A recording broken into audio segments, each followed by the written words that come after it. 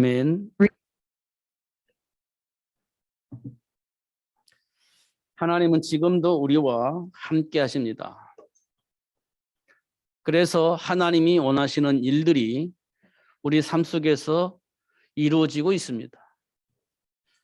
반대로 사단은 하나님이 우리와 함께 계신다는 사실을 모르게 만듭니다. 그리고 하나님이 약속하신 축복을 누릴 수 없도록 속이고 있고 공격해오고 있습니다. 어떻게 그렇게 하느냐라고 볼 때 사단은 이 세상에 어떤 시스템을 만들어 놓았습니다. 그 시스템을 통해서 이 세상 모든 사람들의 생각과 마음을 완벽하게 장악을 하고자 합니다. 정치와 경제와 문화를 통해서 우리 생각과 마음을 혼란케 만듭니다.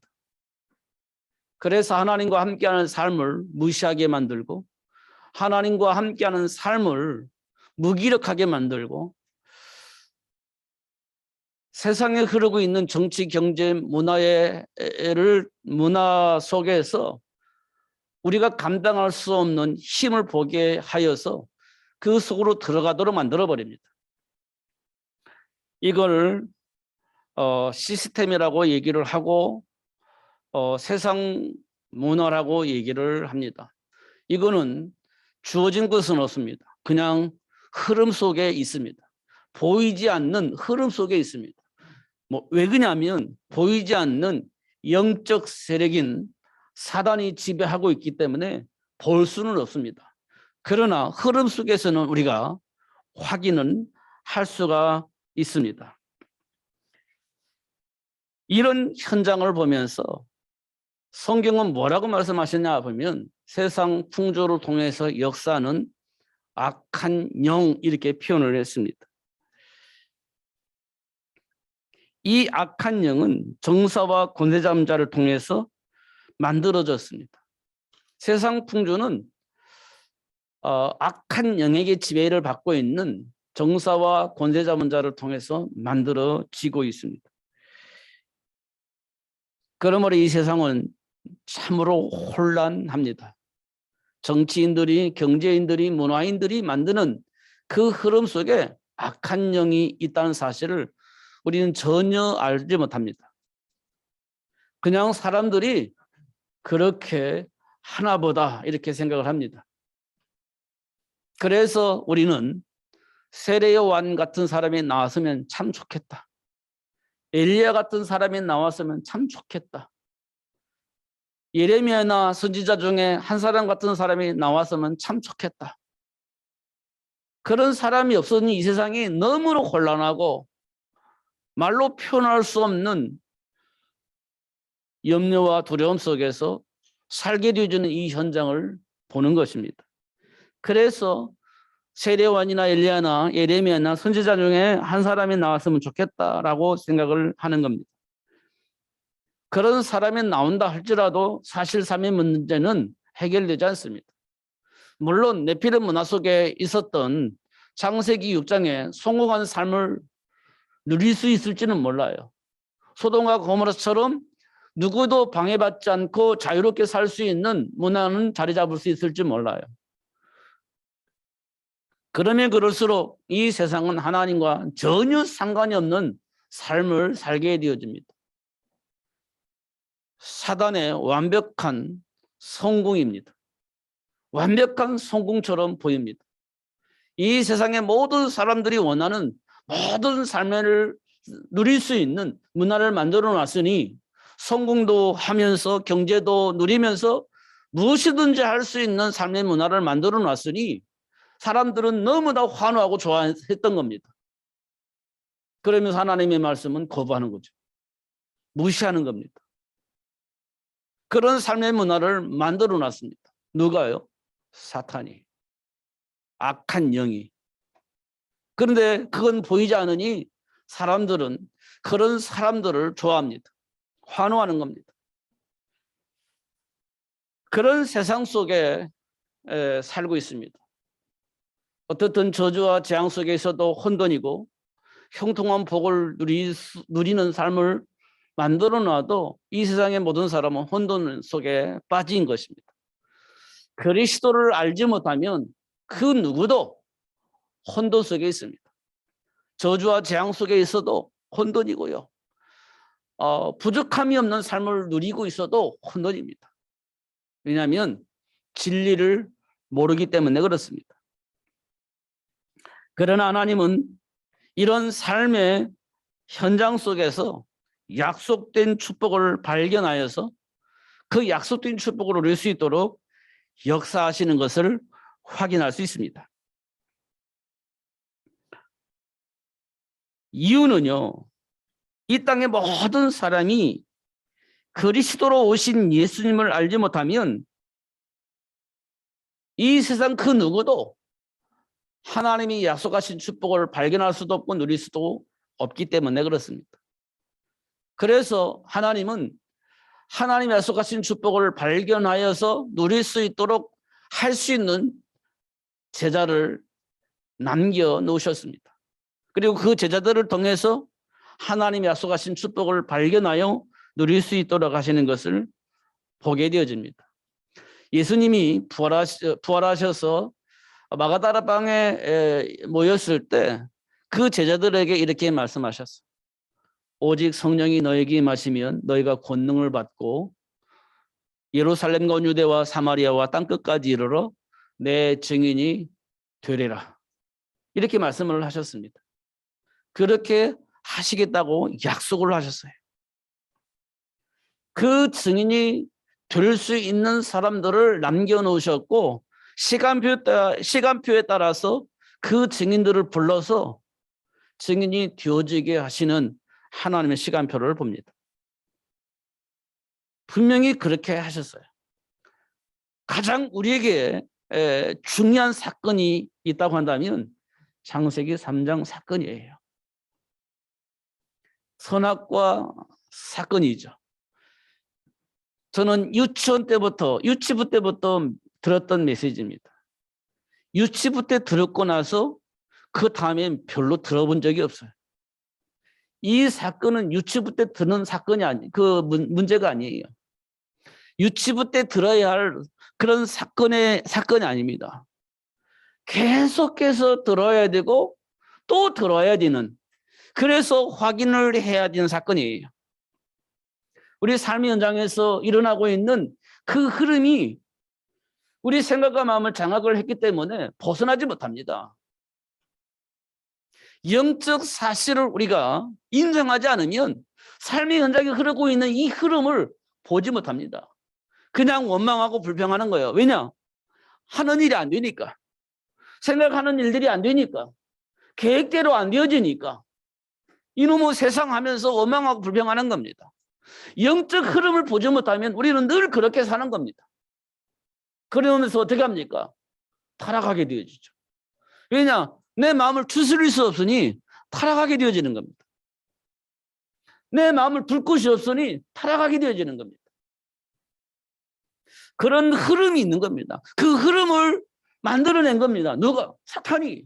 근데 그 사실을 모르니 사람들은 고통 속에서 살다가 이 고통을 해결할 수 있는 답이 없으니 사단이 만든 문화 속에 타락을 하게 되는 겁니다. 그럼 어떻게 되겠습니까? 인생 망가지는 거예요. 망가지는 겁니다. 그렇게 망가지는 겁니다. 그러니 이 세상이 망가질 것이니 하나님이 준비한 축복을 발견하고 구축 부를 수 있도록 회복할 수 있는 사람을 준비해 놓으신 겁니다.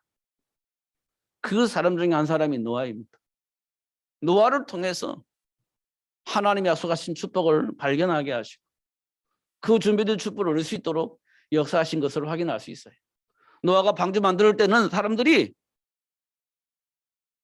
비웃었을지 몰라도 홍수가 났을 때는 노아가 현명했다 이렇게 생각을 했을 겁니다.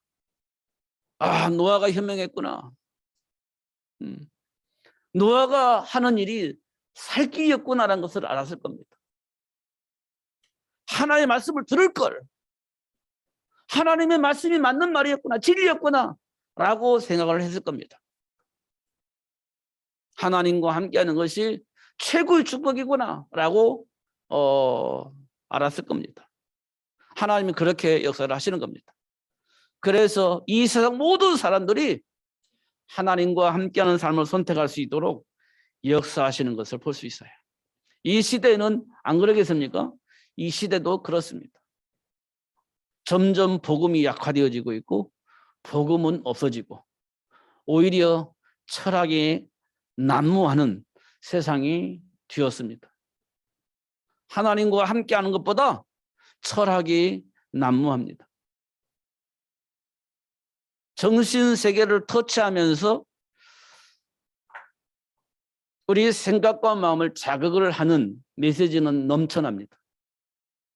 그러나 본래 인간의 정체성을 회복할 수 있는 그리스도는 사라진 지가 좀 오래된 것 같습니다. 그래서 그리스도 말하면 이상하게 들려집니다. 오직 예수 하면 이상하게 들려집니다. 이게 잘 적응이 안 됩니다. 무슨 말을 해야 잘 적응합니까? 세상의 논리를 가지고 철학을 가지고 재미있게 하면 사람들이 금방 적응을 합니다. 오직 예수, 이건 따분합니다. 이 세상이 그렇게 변질되어져 버렸습니다. 그러므로 삶의 현장에서 그 어떤 문제를 만나면, 아니 감당할 수 없는 문제를 만나면, 아니 한계를 느낄 만큼의 문제를 만나면 그 누구도 흔들리지 않을 수 있는 사람은 없습니다. 누구든지 흔들리게 되어져 있습니다. 그렇게 안 할 수 있는 사람은 한 사람도 없습니다. 다 흔들리게 되어져 있습니다. 그러므로 흔들리지 않는 믿음을 회복할 수 있도록 하기 위해서 훈련을 하나님이 하십니다. 복음으로 뿌리내리고 각인되어져서 준비된 축복을 어느 환경 속에서도 누릴 수 있도록 훈련을 하셨습니다. 그것이 뭐냐? 삶 속에서 만난 문제예요. 그 문제를 통해서 우리는 반드시 반응을 하게 되어 있습니다. 안 할 수가 없죠. 반응을 반드시 하게 되어 있습니다. 그 반응을 통해서 나를 볼 수 있게 하시는 겁니다. 하나님께서. 그 반응을 통해서 하나님과의 나의 관계를 확인을 할 수 있도록 역사하십니다. 그걸 보고 우리는 점검이라고 합니다. 점검. 그걸 보고 개인 다락방 이렇게 표현을 합니다.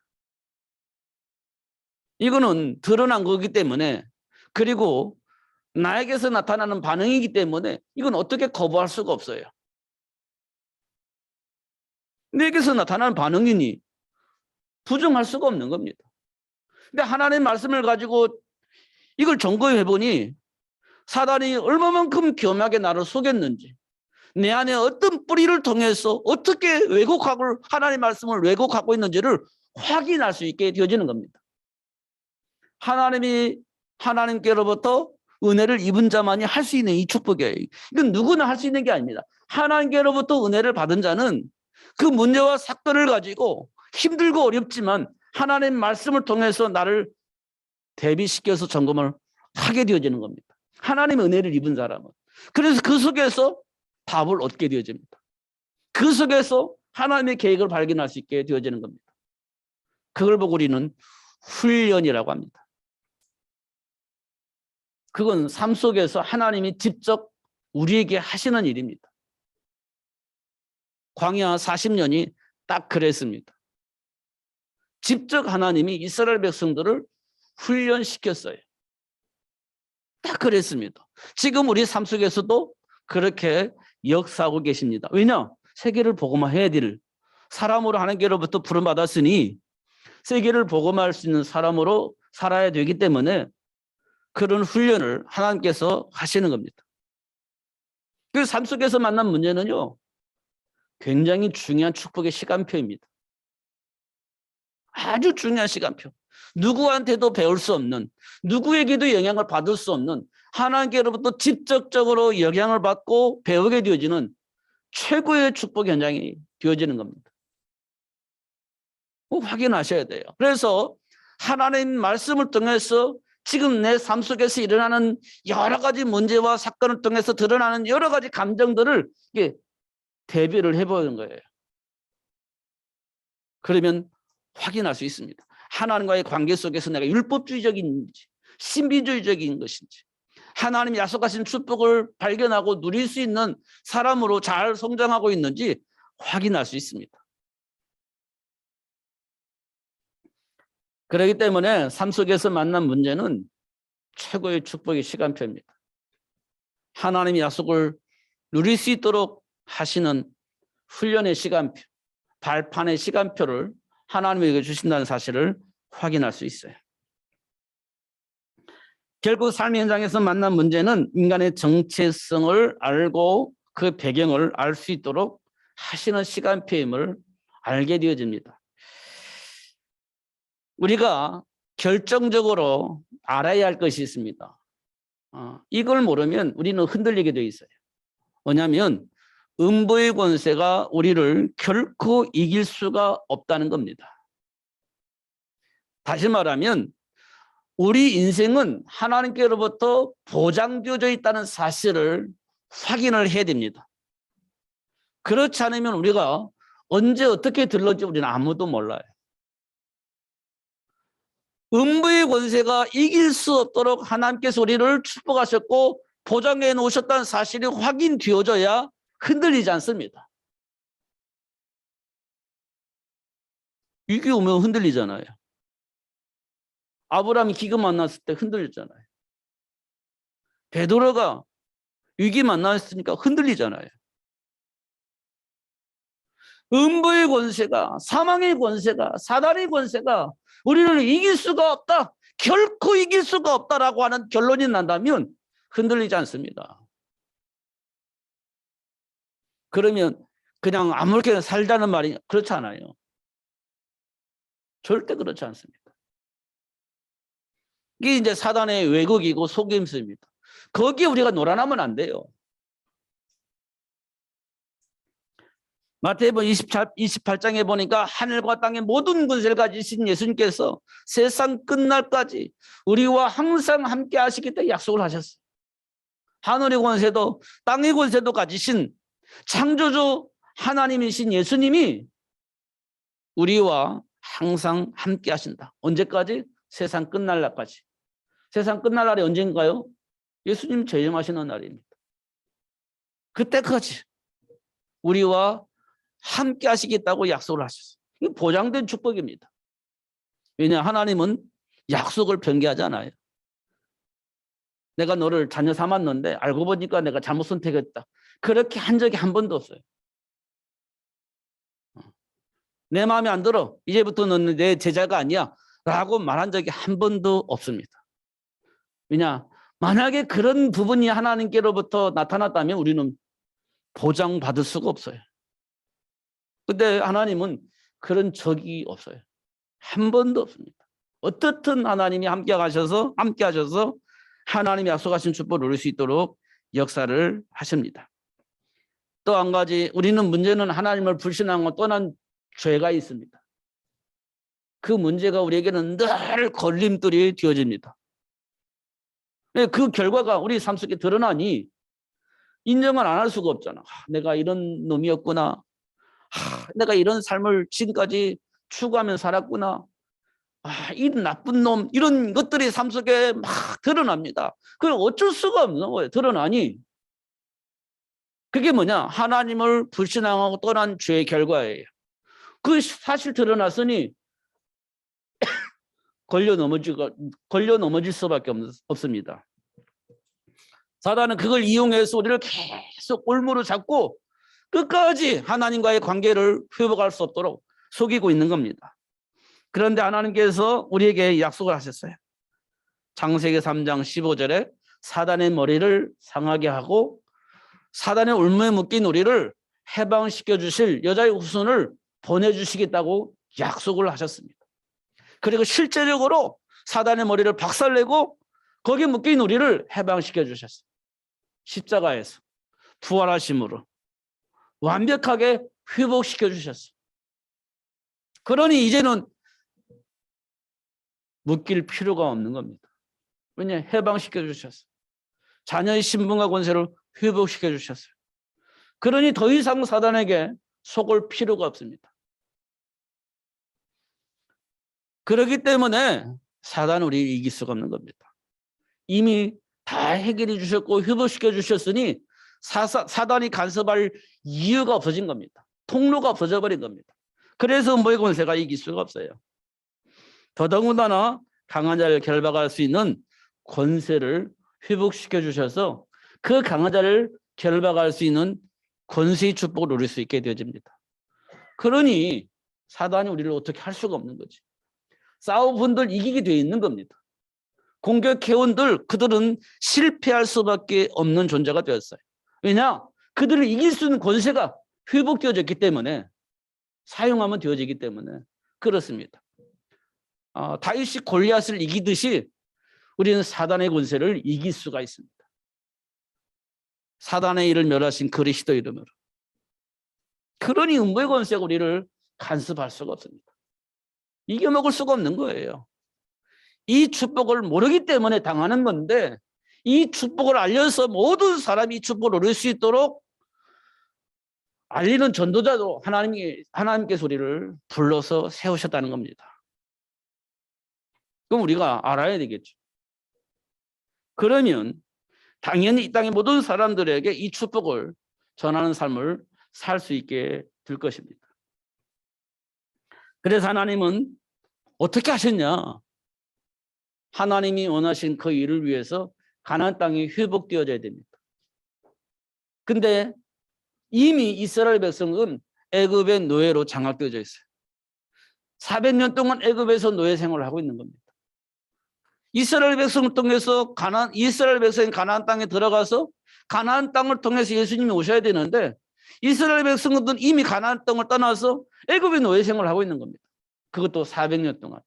그것도 해결받을 수가 없어요. 빠져나올 수가 없어요. 그런 상황 속에 있는 겁니다. 이때 하나님께서는 가나안을 회복하기 위해서 이스라엘 백성들을 애굽에서 해방시켜줘야 됩니다. 그 일을 위해서 준비된 사람이 누구냐?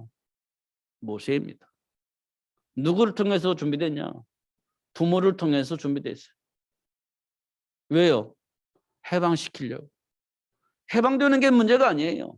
가나안 정복을 위한 겁니다. 구원받은 것이 중요한 거냐? 맞습니다. 중요합니다. 더 중요한 건 뭐냐? 구원받은 내가 구원의 축복을 이 세상 모든 사람에게 전달하는 겁니다. 그것 때문에 하나님 우리를 부르신 거거든요. 그것 때문에. 근데 구원도 모르지, 전도도 모르지.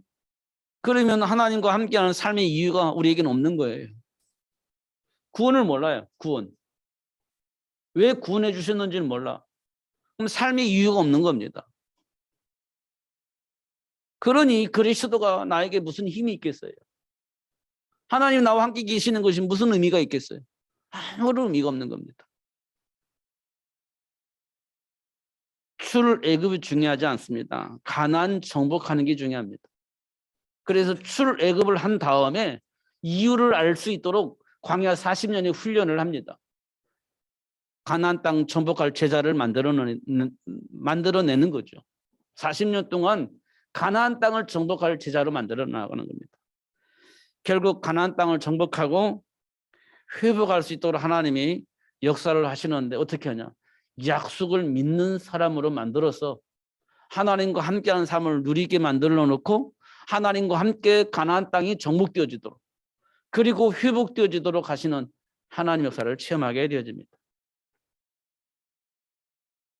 이스라엘 백성들에게 하나님 주신 사명이 있습니다.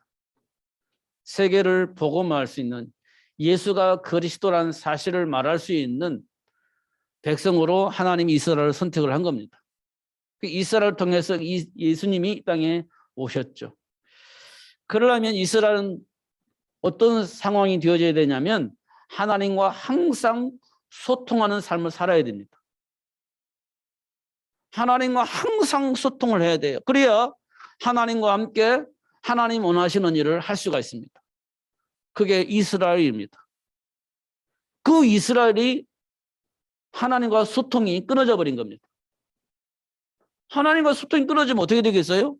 하나님 주며 축복을 모르게 되고 누릴 수가 없게 되어지는 겁니다. 그럼 어떻게 되겠어요? 망하는 거지. 준비된 축복을 누릴 수가 없으니 망하는 겁니다.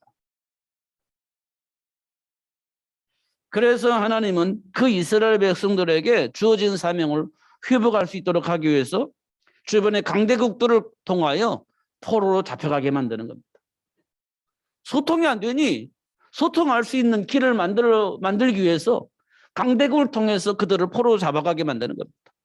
그때 그들은요, 하나님과의 관계 속에서 뭐가 문제인지 라고 물어보게 되집니다. 그잖아요. 포로로 잡혀가니 뭐가 문제냐? 우리나라 일제에 36년 그 식민지에서 살았는데 뭐가 문제냐? 왕이 문제냐? 아니면 내신들이 문제냐? 도대체 누가 문제냐? 라고 확인해 보니까 우리나라를 팔아먹은 사람들이 있어. 도장 찍은 사람이 있어. 그 사람들이 문제지. 이렇게 우리가 확인할 수가 있죠. 그럼 도장 안 찍었으면 우리나라가 그냥 건강하게 살아 있었을까요? 힘이 없으니까 어쩔 수가 없었던 겁니다. 힘이 없었으니. 그러면 그 찍은 사람은 뭐냐? 사실은 힘이 없어요. 그래서 살아남으려고 도장 찍은 겁니다. 그 나라 팔아먹은 사람이 되어져 버렸죠. 알고 보면 안타까운 현실입니다만 알고 보면 힘이 없었던 겁니다. 감당할 수 있는 힘이 없었던 거예요. 그 가운데 조금 비열하지만 살아남기 위해서 복을 얻기 위해서 일본과 타협을 한 사람이 있죠.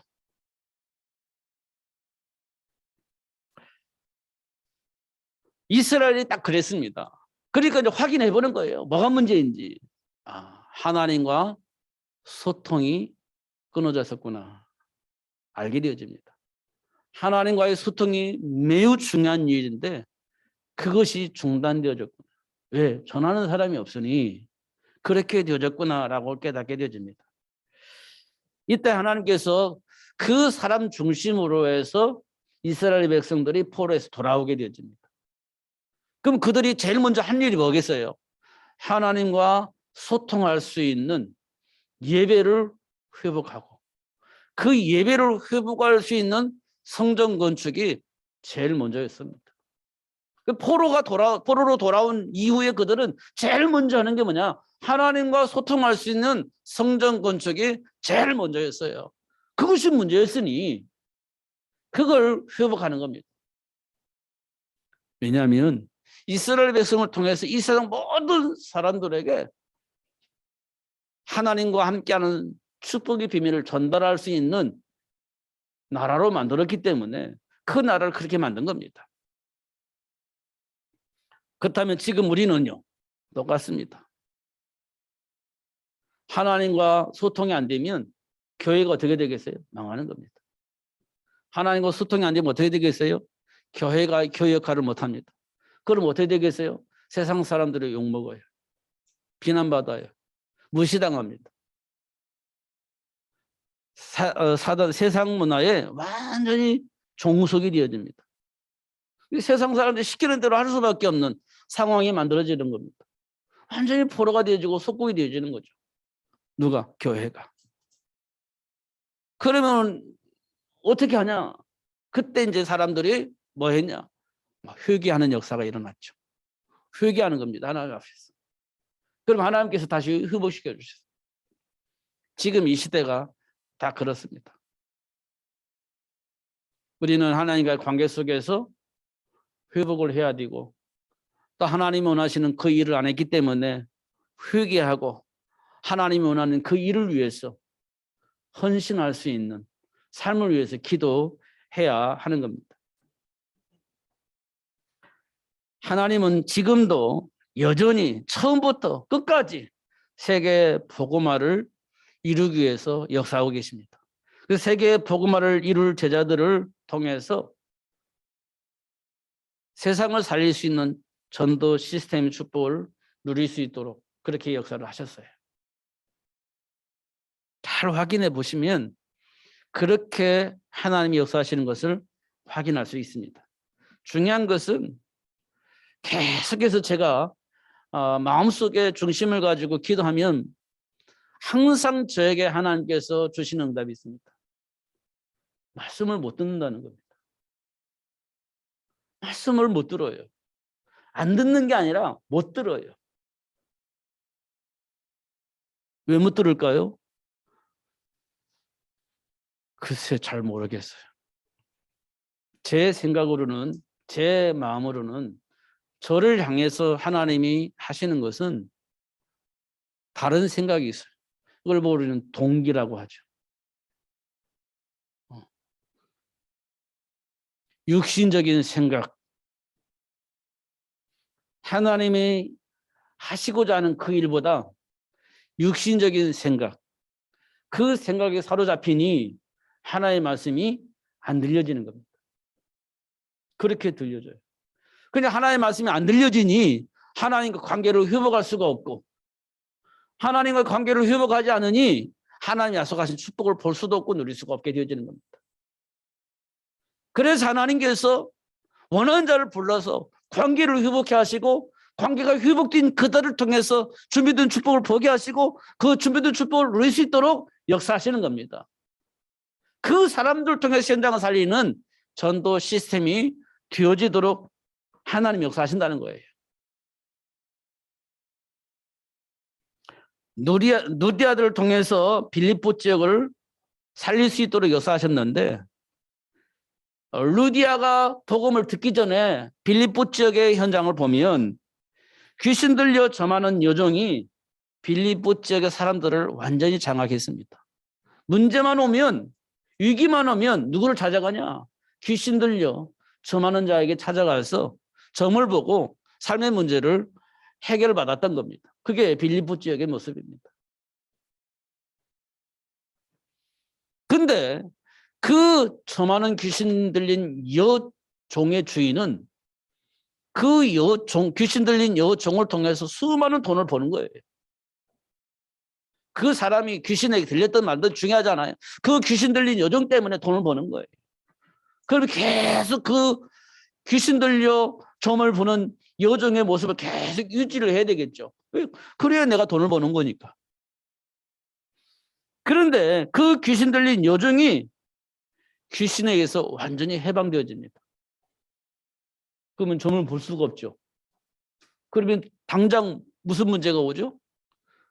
그 여종 때문에 그동안 우리 집안에 돈이 많이 들어왔는데 그 돈이 없어져 버리는 겁니다. 그럼 어떻게 되겠어요? 난리 나겠지. 그래서 그들이 하는 뭐냐? 받지도 못하고 행하지도 못할, 로마인인 우리가 받지도 못하고 행할지도 못할 이상한 풍속을 전한다고 고발하는 겁니다. 왜냐? 돈줄이 끊겼으니 그 사람이 귀신에서 해방되어진 건 눈에 들어오지 않습니다. 돈줄이 문제예요. 그러니까 그를 고발하는 거예요. 그게 빌립보 지역의 사람들의 모습입니다. 그 현장을 살릴 수 있도록 하나님께서 누구를 준비해 놓으셨다? 루디아를 준비해 놓으셨다. 그리고 하나님이 원하시는 일을 알고 있는 바울팀을 만나게 하셔서 그 지역을 살릴 수 있도록 하나님이 역사하셨다. 그게 시스템입니다. 그 일을 위해서 하나님이 우리에게 각자 달란트를 주셨어요. 그 달란트를 가지고 현장에 가겠죠. 그게 이제 직장 생활입니다. 그게 사업 현장입니다. 가서 뭐합니까? 그 현장을 복되게 만드는 겁니다. 형통하게 만드는 거예요. 하나님이 주신 달란트를 가지고 그 현장을 복되게 만드는 겁니다. 형통하게 만들어버리는 거예요. 그리고 사람들이 어떻게 저렇게 지혜롭게 살 수 있냐? 어떻게 저렇게 능력이 있냐? 알고 보니까 예수 믿는 사람이야. 그렇게 예수가 전달되어지도록 만듭니다. 하나님이 하시는 일이에요. 요셉이 형통한 복을 누리다 보니 주인인 보디발이 야, 네가 믿는 하나님 최고였구나. 이렇게 인정되어지게 만들어버리는 겁니다. 하나님 주신 달란트를 가지고 그 축복을 누리고 있으니 네가 믿는 하나님이 참 하나님이다. 이렇게 되어지도록 만드는 겁니다. 하나님 주신 능력을 가지고 하나님 주신 지혜를 가지고 현장을 바꿔버리는 겁니다. 그러면 되어지게 되어 있습니다. 누구에게든지 그렇게 되어져 있습니다. 루디아가 전도자 바울팀을 만나서 그런 복을 발견하게 되어집니다. 그 빌립보 지역을 살릴 수 있는 교회를 세울 수 있을 만큼 복을 받았습니다. 데살로니가 지역에도 그렇습니다. 데살로니가 지역에는 야손이라는 사람이 있었습니다. 야손이라는 사람은 드러나지 않습니다. 건강한 경건한 헬라인이 적지 않은 기부인들이 이 복음을 듣고 막 따르게 되어집니다. 그러니까 영향력을 행사할 수 있는 축복이 시작이 되어지는 겁니다. 복음을 전하니 경건한 헬라인들이 그 복음을 받아들이고 귀부인들도 그 복음을 따르려고 하니 유대인들이 시기하여 불량한 사람들을 동원하여서 이 복음을 증거하지 못하도록 방해를 하고 있었습니다. 유대인들이 불량한 사람들이 그 데살로니가 지역을 완전히 장악을 했다라고 본 겁니다. 그게 데살로니가 지역이에요. 근데 이 전도자들이 쫓기다 막 도망다녔습니다. 계속. 그런데 야손이 그들을 숨겨놓은 겁니다. 야손이 그를 숨겨놨어요. 왜 그랬을까요? 야손이 바울 전도팀이 말하는 예수가 그리스도임을 영적 사실을 말할 때 그걸 인정을 한 겁니다. 그걸 받아들인 겁니다. 근데 그들을 보호해야 되겠죠. 그런데 불량배들이 원하는 것은 한 가지밖에 없습니다. 시기하고 질투하는 유대인들이 원하는 건 한 가지밖에 없어요. 뭐냐? 돈입니다. 돈. 그러면 돈은 지금도 이 세상의 모든 사람의 생각과 마음을 완전히 장악합니다. 돈이면 다 된다고 얘기를 하지 않습니까? 데살로니가 지역에 있는 사람들도 그랬습니다. 그 야손이 그들이 원하는 돈을 준 거예요. 돈 받고 나서 끝입니다. 그들이 그렇게 발악을 했던 그 이유가 뭡니까? 돈이었어요. 복음을 싫어하는 게 아니고요. 자기들에게 돈을 줄 수 있는 돈줄들이 예수 믿는다고 하니 돈줄이 끊길 것 같으니까 발악을 한 거거든요. 그런데 야손이 돈을 주니까 됐네요 하고 그냥 돌아간 겁니다. 그런 지역이 데살로니가 지역이 있는데 그 지역을 살릴 수 있는 시스템으로 데살로니가 교회가 세워졌는데 그 중심은 누구냐? 야손이었다는 겁니다. 하나님이 약속하신 축복들이 현장에서 일어나니 현장의 변화가 일어나는 겁니다. 브리스가 부부는 로마에서 살고 있었는데 고린도로 쫓겨납니다. 쫓겨났는데 고린도 지역으로 왔어요.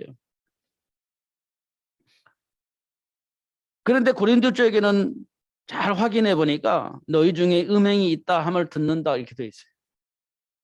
이 고린도 지역은 음행한 도시였던 것 같아요.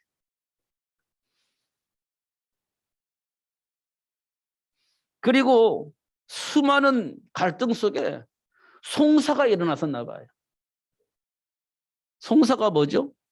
재판받는 거예요. 누가요?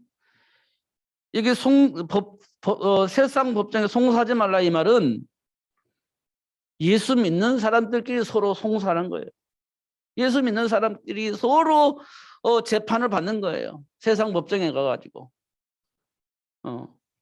그런 짓 하지 말라고 얘기한 겁니다. 왜 그랬을까요? 이 말은 영적 배경을 알지 못하면 이해가 안 되는 거예요. 잘못한 건 서로 법을 따져가지고 해결해야지라고 얘기를 하는 겁니다. 그런데 영적 사실을 한다면 이 송사에서 해결 문제가 아니기 때문에 송사하지 말라고 얘기를 한 거예요. 그런데 고린도 쪽에는 송사가 많은 거예요. 따지는 겁니다. 그러니까요. 야, 우상 숭배해야 하는 재물을 먹어야 되냐 말아야 되냐 이걸 따지는 거예요. 송사가 많은 도시였다, 고린도 지역은. 그리고 우상에 대한 습관 때문에 우상 재물을 알면서도 먹고 그리고 괜찮아 이렇게 하는 사람이 생긴 겁니다. 아니지 그러면 안 되지 라고 하는 사람도 생긴 거고요. 그런 지역이 고린도 지역이었습니다. 근데 그 지역에 브리스가 부부가 파송이 되어진 겁니다. 근데 마침 전도자 바울과 만나서 이 고린도 지역을 살릴 수 있는 시스템으로 자리를 잡게 되어집니다. 그래서 고린도 지역을 살릴 수 있는 교회가 세워지게 되어집니다. 지금 제가 설명을 하는 걸 잘 들으셔야 됩니다. 현장이 어떻길래 하나님 나를 이곳에 보내주셨는가? 지금 삶의 현장의 사람들이 어떻길래 나를 이곳에 보내셨는가? 이걸 봐야 브리스라 부부처럼 야손처럼 루이디아처럼 그 축복을 누리며 살 수 있다는 겁니다. 그렇게 하시려고 나를 그 현장에 파송한 거예요. 그 현장을 분석을 하지 않으면 배경을 알지 않으면 그 복을 누릴 수가 없는 거죠. 그러나 그걸 알게 되어지면 그 복을 누릴 수 있게 되어진다는 겁니다. 그 현장을 하나님 나라로 회복할 수 있게 되어진다는 거예요. 그 일을 위해서 하나님 나라를 그곳에 파송을 하셨다는 겁니다. 이게 문제로 보면 안 돼요. 문제를 보는 순간 하나님이 원하시는 그 일을 할 수가 없어요. 문제를 보지 마시고 그 문제를 통해서 하나님이 하시고자 하는 것을 봐야 되는 겁니다. 그러면 하나님이 원하시는 그 일을 할 수가 있게 되어지는 겁니다. 인간이 누릴 수 있는 가장 행복한 삶은 하나님과 함께하는 삶입니다. 누가 뭐라고 해도 이 세상의 모든 사람이 원하는 그 행복한 삶의 비밀은 하나님과 함께하는 삶이에요. 이걸 우리가 아는 것이 중요합니다. 로마 복음화를 위해서 바울이 준비되었습니다. 하나님께서 바울을 준비하셨어요. 로마 복음화 때문에. 그리고 로마 복음화를 위해서 하나님이 바울을 부르셨습니다. 복음을 모르는 바울은 복음을 반대하고 복음을 전하지 못하도록 복음을 전하는 자들을 핍박하는 사람으로 살았습니다. 그런 바울을 하나님께서 불렀고 훈련을 시키셨어요. 그냥 불러서 쓴 게 아니고 훈련을 시켰어요. 복음으로 각인하는 하나님이 원하시는 그 일이 무엇인지 알 수 있도록 훈련을 시키셨습니다. 그리고 사도 바울을 통해서 로마 복음화를 해야 할 이유를 발견케 하시고 사도 바울은 그 의미를 알고 올인했습니다. 그래서 250년 만에 로마를 복음으로 바꿀 수 있게 하셨습니다. 하나님은 지금도 여전히 역사하시는데 어떻게 역사하시냐면 사람들의 생명을 살리기 위해서 역사를 하십니다. 사람들이 생명을 살리기 위해서. 본래 하나님이 창조하셨을 때 하나님의 형상을 회복하는 것, 하나님과 함께 삶을 누릴 수 있는 삶을 살 수 있도록 역사하고 계신다. 그래서 인간에게 가장 중요한 것은 하나님이 주셨던 인간의 정체성을 회복하는 겁니다. 하나님이 주셨던 정체성을 회복하는 겁니다. 이게 가장 중요한 겁니다. 그러니까 하나님이 주신 정체성을 회복하는 길이 유일하게 그리스도를 통해서 회복되어지는 것이기 때문에 그리스도를 아는 것이 최고의 지식이 되는 겁니다. 그리스도가 도대체 누구예요? 예수님이 그리스도입니다. 그래서 우리 예수 믿는 거예요. 그리스도를 회복해야 되겠니? 예수를 영접하는 겁니다. 그러면 하나님의 형상이 회복되어지고 하나님과 함께하는 삶을 누릴 수 있게 되어지는 겁니다. 이것을 아는 것이 최고의 지식이에요. 이 축복을 누리지 못하게 하는 그 모든 것들은 우리 걸림돌이 되어지는 겁니다. 그래서 배설물로 여기겠다고 한 겁니다. 우리가 그렇게 할 수 있을까요? 글쎄, 해야만 되어지지만 그렇게 되어지기까지는 우리가 많은 훈련이 필요로 하는 것을 확인합니다. 많은 훈련이 필요합니다. 그러나 되어지게 하시겠죠. 그래서 그 축복을 누릴 수 있도록 역사하실 것입니다. 그래서 우리는 예수가 그리스도임을 알고 이 복음을 모든 사람에게 전달해야 할 사명을 하나님께로부터 우리 부여받은 거예요. 우리는 그 일을 해야 되는 겁니다. 그 일들을 할 수 있도록 하나님이 함께 하시고 역사하시기 때문에 약속하셨어요. 우리가 하는 거라면 부담스러운데 하나님이 나를 통해서 그 일을 하시겠다고 하니 하나님과 함께하는 삶을 누리고만 있으면 하나님이 그 일을 하실 겁니다.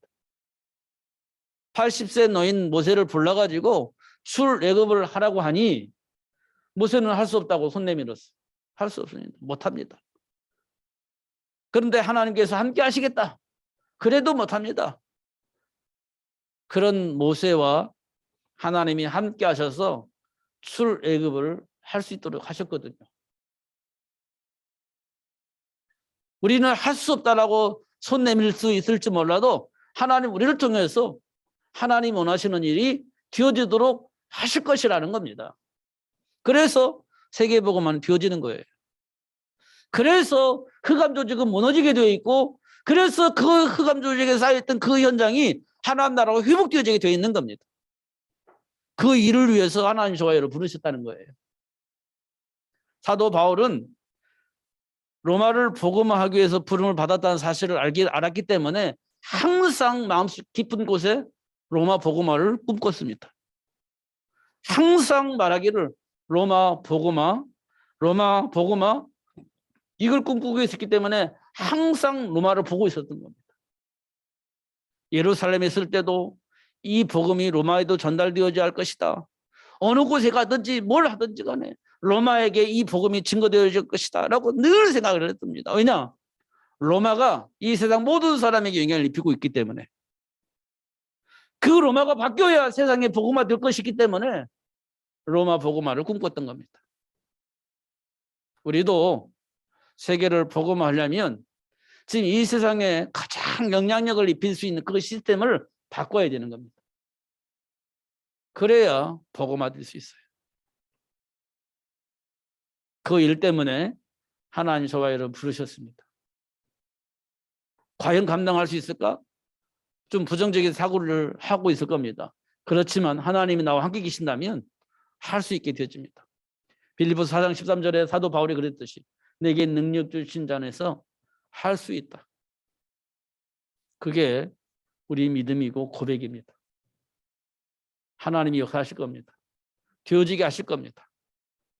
어떻든 속지 마시고 누리시면서 승리하시는 여러분 되시기를 예수님의 이름으로 축복합니다.